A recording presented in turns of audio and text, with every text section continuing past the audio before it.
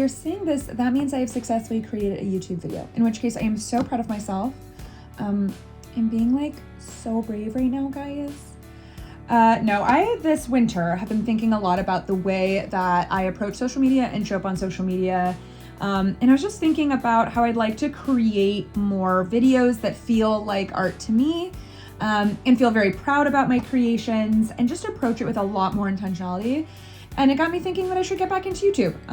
Making YouTube videos takes a lot of courage and time, but I'm hoping to become more courageous and make more time for important things this year. And it's crazy how sometimes hard things are worth doing.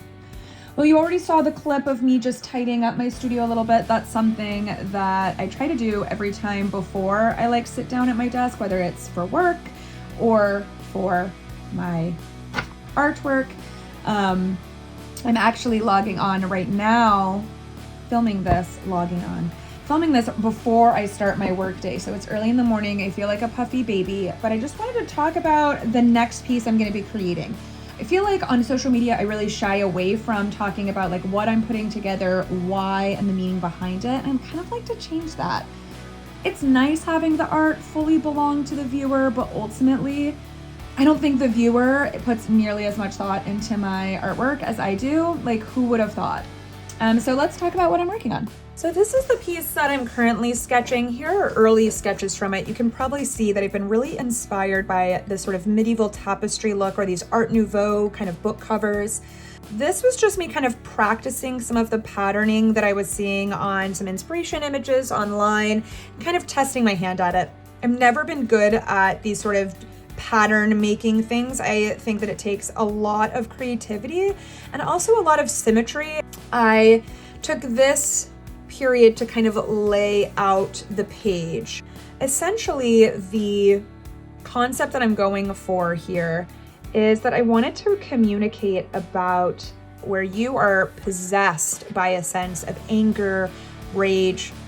I keep coming back to the word like vitriol, and you're putting it out into the world, but you yourself feel like you're forced to. You feel like this non-threatening creature that needs to behave in these ways to get needs met, right? So I chose a baby chick to be sort of our central figure here. I really wanted to choose something that was non-threatening. I was thinking at first of like a baby dragon or maybe something like a gecko, something that doesn't look threatening, but ultimately I decided against it because reptiles and dragons, these things could grow up into being something threatening or can be associated with darker forms.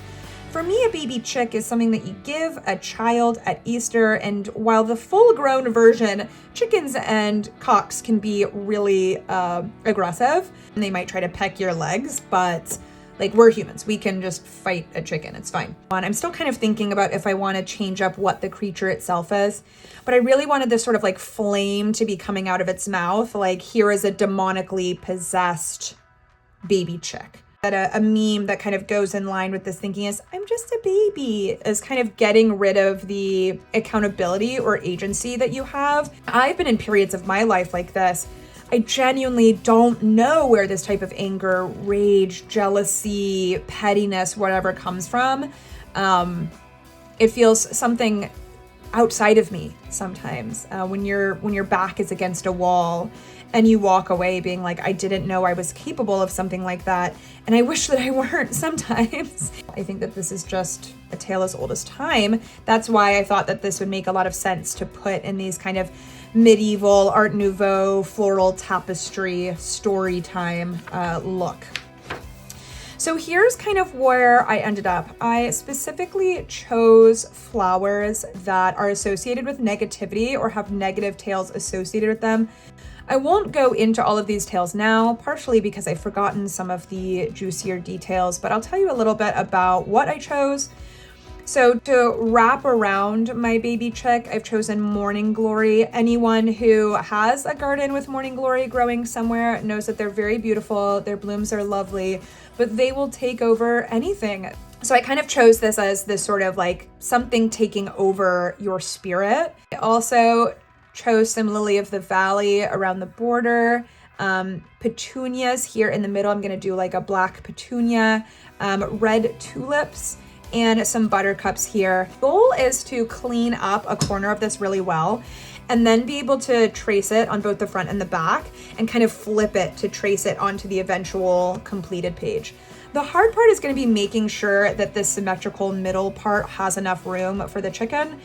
I'd really love if I could do something with this before the spring equinox, but I very much doubt that I will be even copying this onto the final page by that point. There's another early morning before work, another puffy baby face. It's been 2 weeks since my last clip, and the spring equinox is tomorrow. Big surprise. I have not really worked on that piece. I predicted it. I used my oracle brain. I just know that I have limited energy and a lot of fun balls that I'm juggling right now. And sometimes you have to put down something so you can pick up something else. So some of the things I have been working on, I turned my living room into a little sewing setup. Thank you, Dill. My bestie lent me their sewing machine to like take in some clothes. So this is took in all my band tees to make it a little more flattering. This is a hardcore band from Albany, Downswing. They played in Burlington last year, a few years ago, I don't remember. Love them, it was really fun. Love the shirt, but because it was so square, it made me look like a Lego person, I didn't reach for it as often as I wanted to. So I figured this year, before I bought any new clothes, I would take a look at everything that I have that I'm not reaching for and figure out what I can do to start reaching for them. My other project that I want to take on in the next month is dyeing some of my clothes.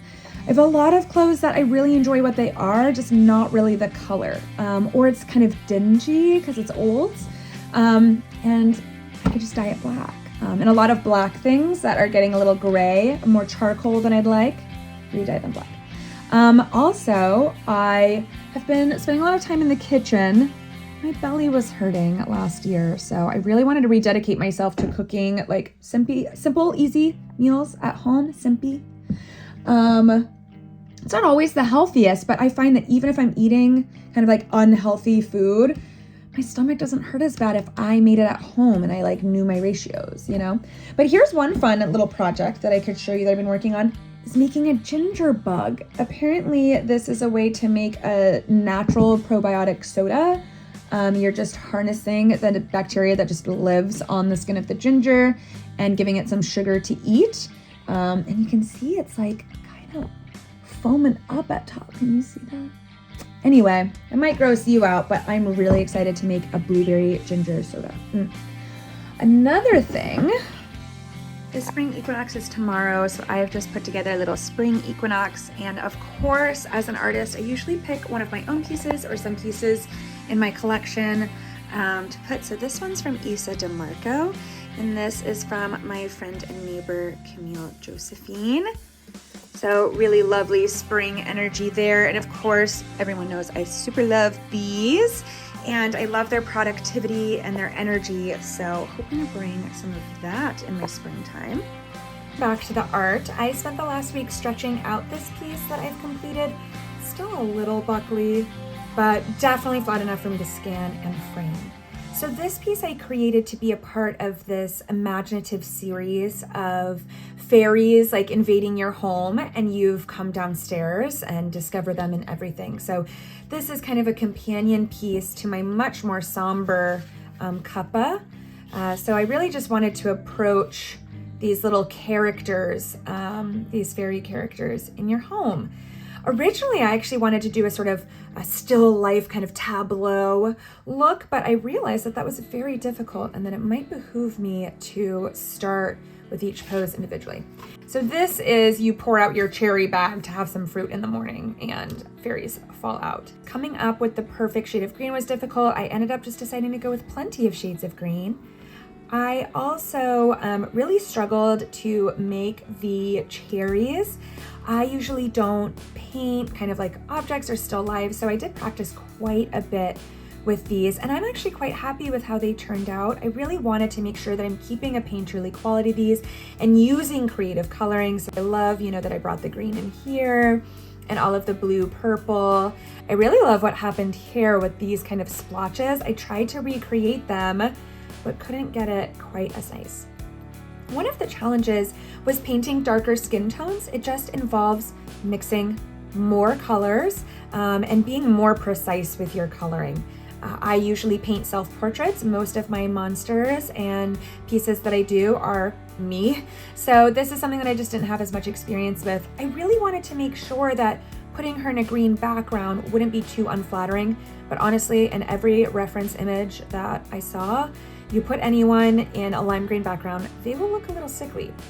Luckily, she is not a human, and it's okay if my monster is a little creepy looking.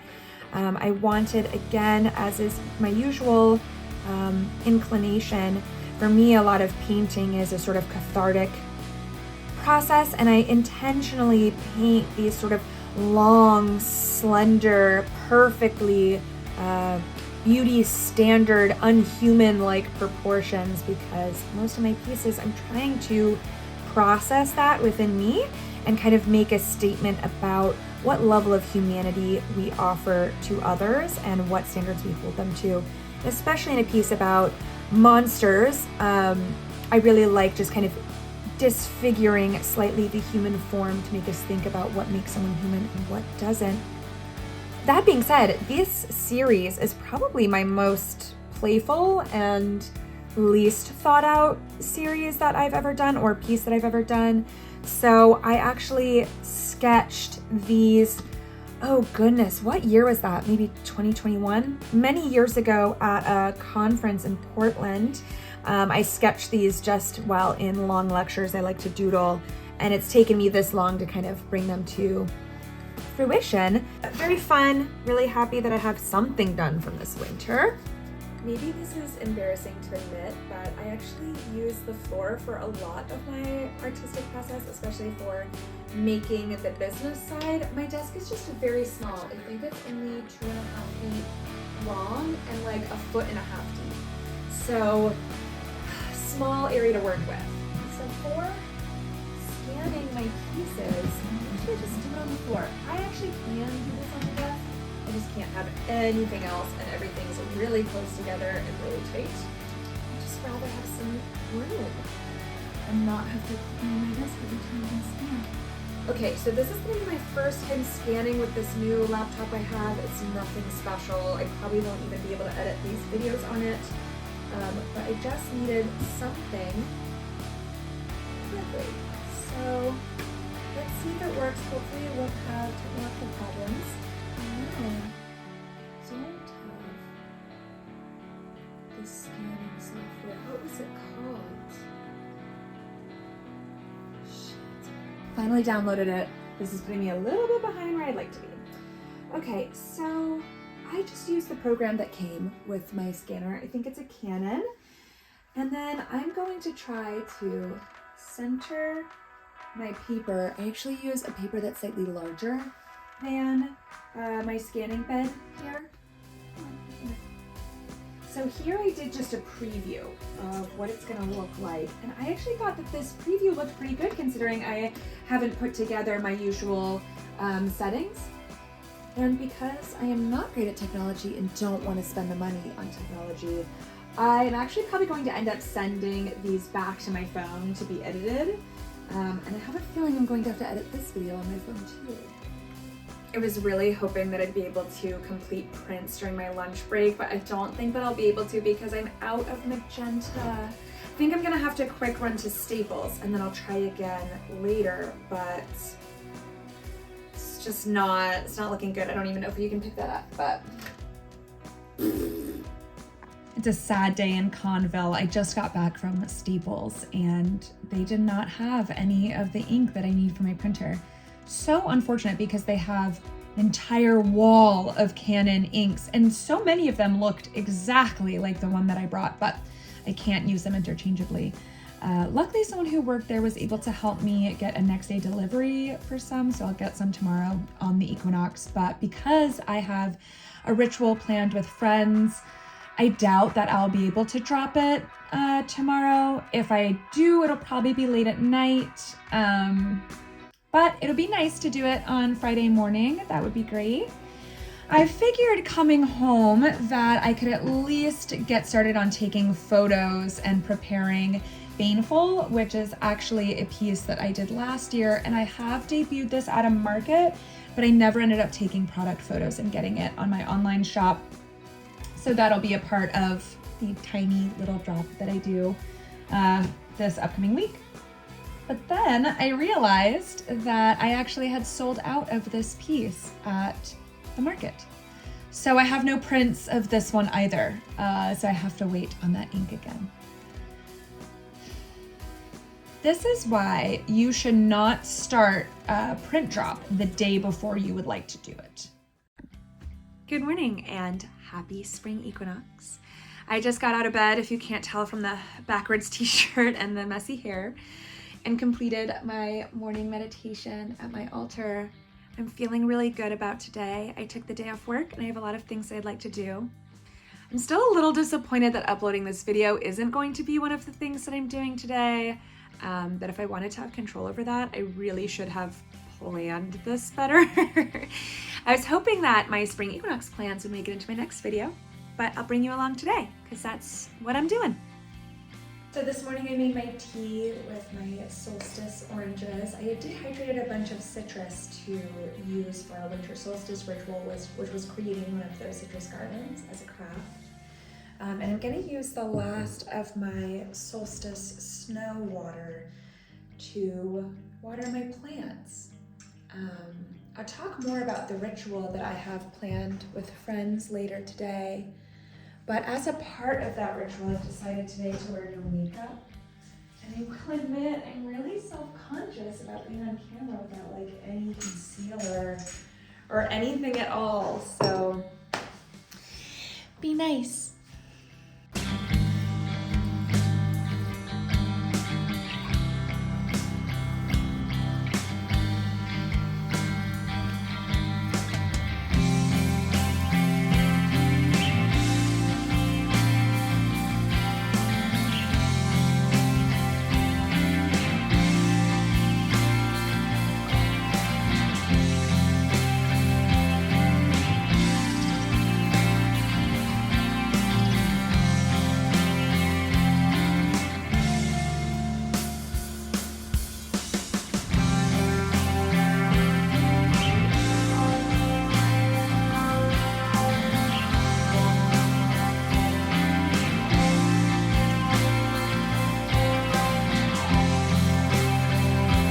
This year, I'd like to have a ritual for each equinox and solstice where we physically embody the best parts of each time of life associated with this season. So for spring, that's childhood. My intention is to hold both the best parts of our past and our futures in the present with us to weave our timeline together, inside of our physical body. For spring, we met up at a local park to play. It was the perfect way to wake my body up and meet my friends as kids. We swung on swings, slid on slides, and were merry on the go-round.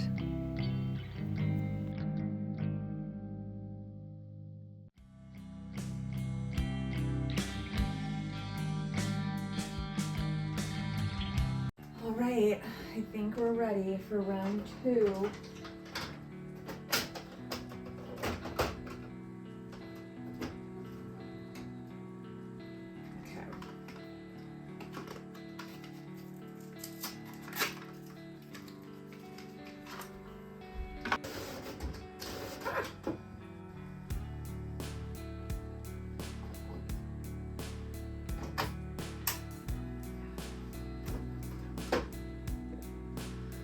Okay, this part of trying to put them back in and get it to print on the right side is always difficult, so let's see if this even works.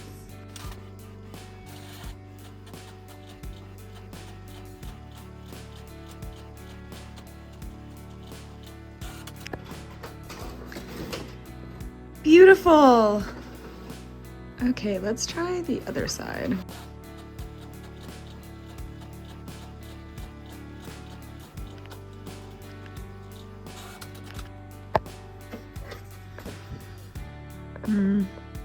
This is still looking too bright. Let's play with it. When I'm trying to figure out the values, this is essentially what I'm doing. I'm comparing the print to the original. I actually like this shade of green better.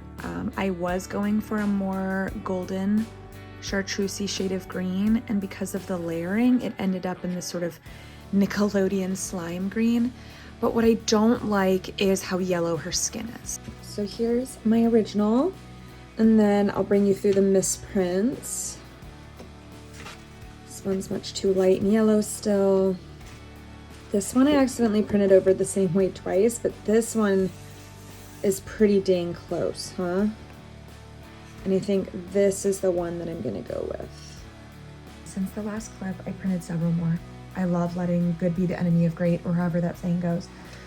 You probably can't tell the difference on camera between these two. Honestly, you might not be able to in real life either, but I can.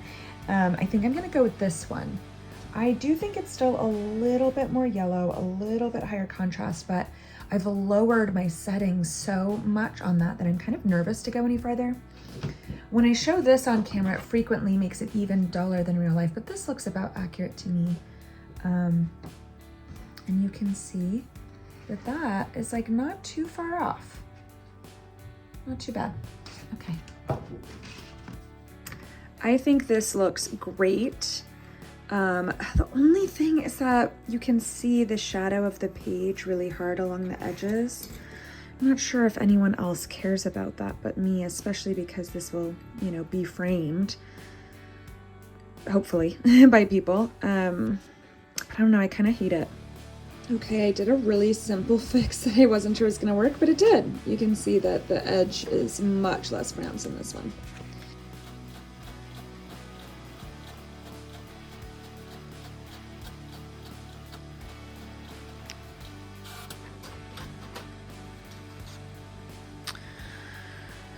And these are beautiful. I wish I could get the color to show up better. I think it's just because it's on a black background. Ooh, that's nice. What I'm going to do now is take my 5x7s. You can see I started on this one, and just gently put in some pencil outlines where to make my cut marks. So I'll take this to my paper cutter and release them from their shackles. Okay, I just got back from putting on a little bit of makeup because I'd like to film an advertisement for my print drop later. I also am planning on going to Ferment Fest with a friend today. So first, before I take any photos of my work, I'm going to number my prints. I just started numbering my prints this past fall. I used to be very stingy with my signature, with a wet signature, because I just felt that if you wanted my signature, you should buy an original. But to be honest, my originals are very cost prohibitive. I do price them according to the length of time it took me to work on that piece. And most of my pieces take over a month for me to complete. So it's a big chunk of change. So I took a little bit more of a fine art approach this past fall with putting my signature just in pencil on my prints, because that is how most people will be able to own and interact with my work. So basically this is how I set up taking my pictures. Unfortunately, the arm on this, like here, has lost its grip, so it'll just completely fall down if I don't prop it on the shelf, which means I don't get a full around light. I just get like the lower half, which stinks. But essentially I'll take photos like this and I'll arrange little like crystals or things that match the color scheme around just to make it a little bit more visually interesting. I can't show you the full process because I'm going to use this phone to take my pictures. Unfortunately, I'm still on the phone life, which you can probably tell from the low quality of these videos.